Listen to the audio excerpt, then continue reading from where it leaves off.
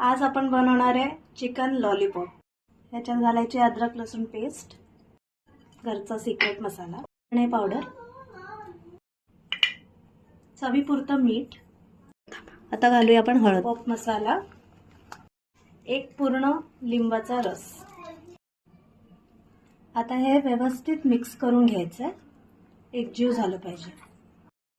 हे आता व्यवस्थित एकजीव झालंय, त्याला 10 मिनिटं रेस्ट द्यायची। आता याला 10 मिनिटं रेस्ट देऊन झालेली आहे, चांगलं मुरलेलं आहे। आता तळण्यासाठी आपण याच्यात तेल घेऊया कढईमध्ये। हे तेल आता व्यवस्थित तापून घेऊया, म्हणजे चिकन व्यवस्थित शिजेल।